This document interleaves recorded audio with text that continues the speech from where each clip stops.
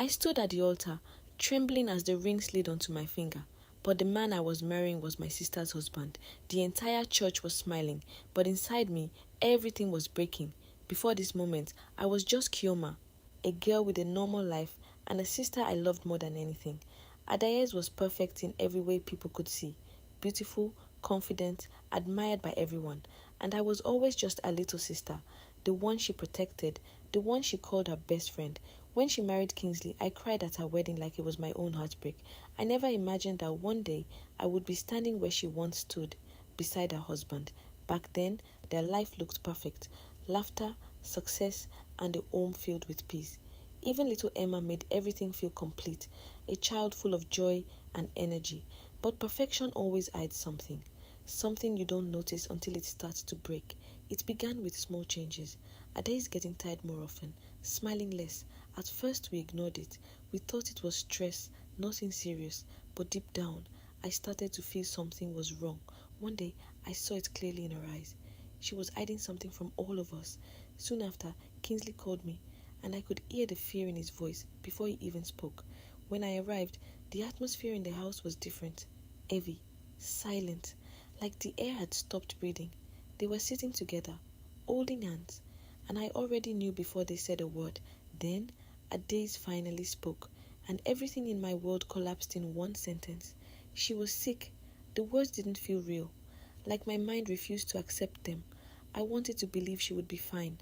I wanted to believe it was temporary, but the way she looked at me told me the truth without saying anything else. In the weeks that followed, hospitals became part of our life. Waiting became normal. Fear became constant. Even Emma didn't understand. He just kept asking when his mother would come home.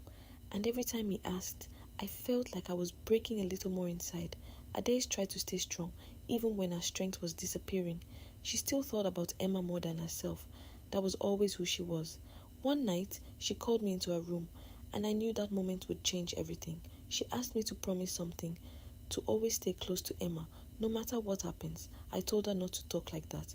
I told her she would be fine, but she didn't believe it anymore. Then she gave me an envelope with my name written on it, and told me to open it only if she was gone. I didn't want to take it, because I knew it meant accepting the truth. But I took it anyway, because I couldn't say no to her. Time passed, and the day came that none of us were ready for. She was gone. The house changed after that, like light disappeared from every corner. Emma kept asking where she was, and no one knew how to answer him. Kingsley became silent, like part of him had been taken away too, and I just tried to hold everything together. I stayed close to Emma, just like I promised her. But soon, people started talking. They said things I didn't want to hear, things I didn't want to believe. They said Emma needed a mother, and Kingsley needed a wife, and somehow, my name kept coming up. I refused immediately. I rejected it completely, because it felt wrong. It felt like I was replacing my sister. The pressure kept growing, but I kept saying no, until one night, I finally opened the letter, and everything changed. Her words were not what I expected. They weren't about marriage. They were about Emma. She asked me a question that stayed in my heart. Did I love Emma enough to become the mother he would need? I broke down crying, because I finally understood what she meant. This was never about replacing her. It was about protecting what she loved most. After that, I started seeing Emma differently. Not just as a child, but as someone trying to survive loss. And I saw Kingsley too. Not as a replacement husband, but as someone still grieving deeply. We didn't speak about it immediately, but everything between us slowly changed. Not love, not romance. Something deeper. Something about responsibility and healing.